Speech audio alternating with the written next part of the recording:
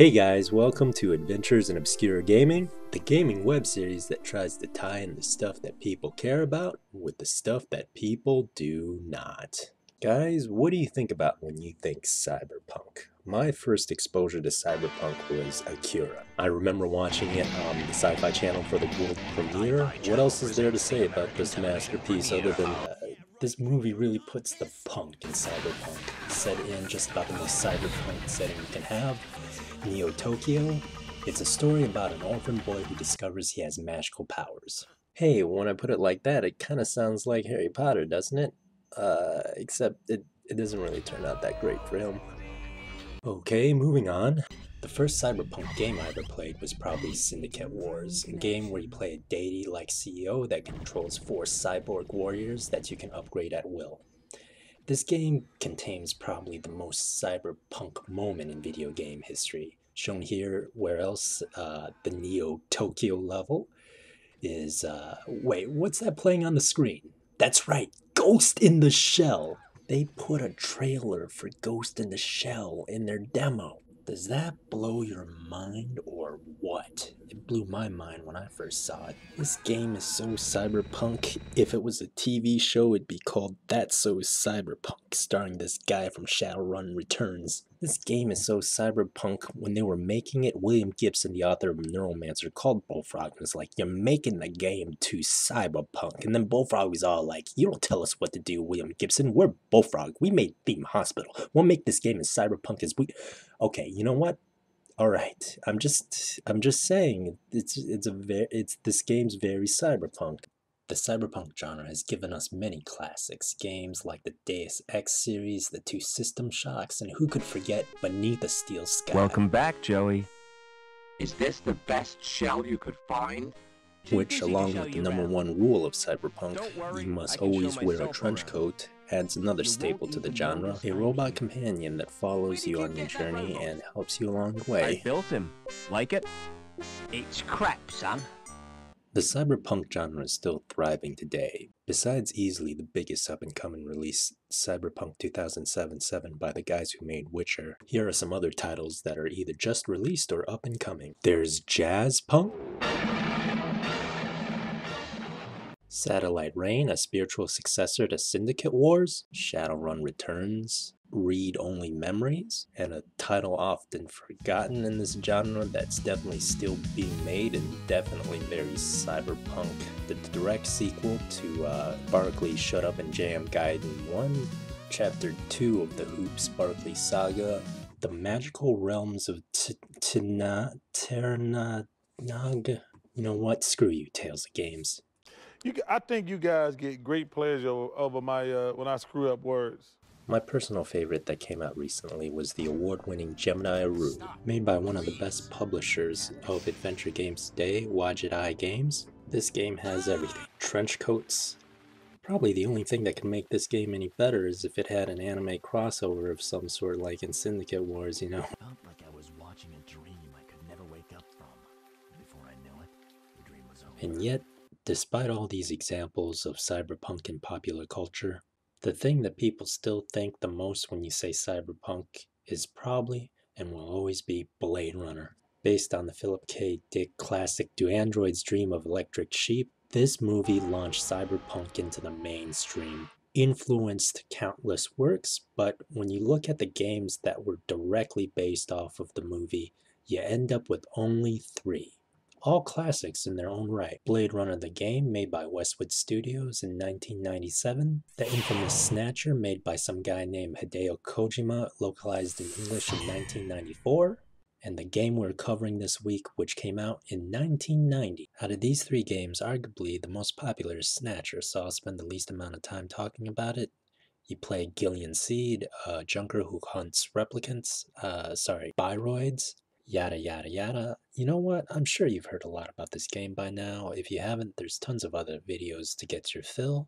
The only reason why I wanted to mention this game is because it contains perhaps the least cyberpunk moment in gaming history. My favorite part of the game? Poignant phone calls to your estranged wife.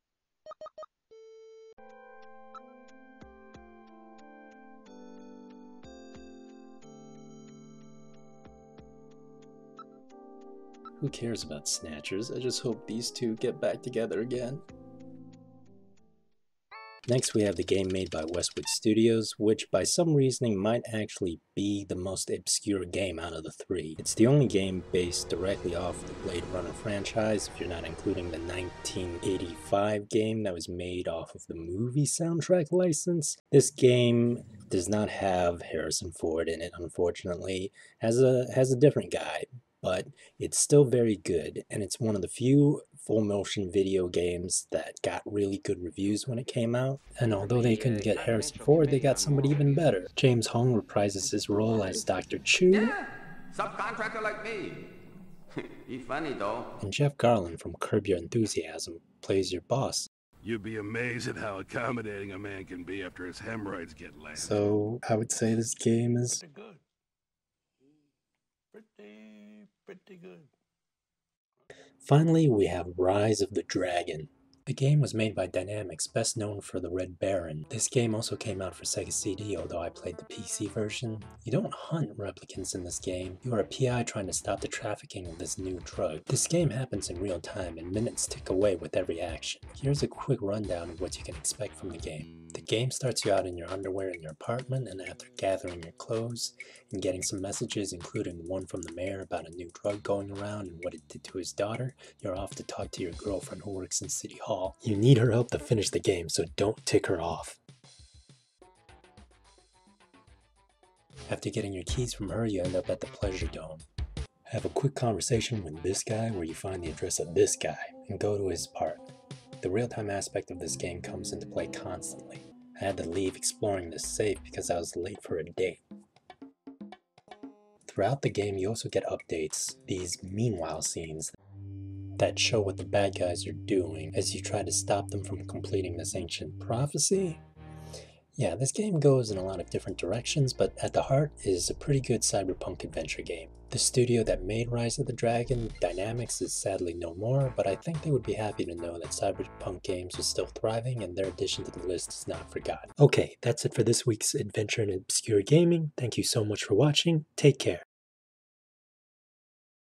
Alright, so you might be wondering why the show is over and I am still talking. It's because the show is technically over, and this is just a little addendum I had at the end of the episode. There's absolutely no reason to listen to it because there's absolutely no reason to do anything that you don't want to do. You're in control of your own life. You're your own man or woman, probably man, but maybe like one girl is listening to this right now.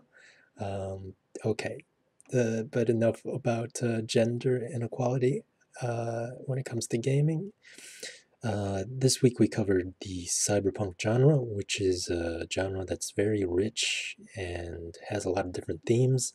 I just wanted to mention my favorite theme of the cyberpunk genre, which is the theme of the underdog.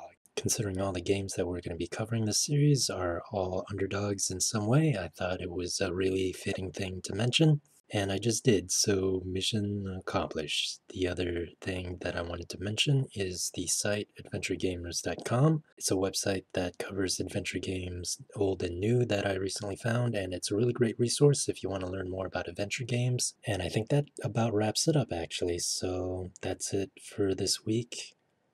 I will be getting a new microphone for the next episode, so hopefully audio quality will improve. Unfortunately, I can't do anything about my voice, so it will stay the same. If you have any questions or comments about the video, feel free to message me, and I will respond to you immediately. Thank you very much for listening. Thank you very much for watching, and I will see you next episode. Take care.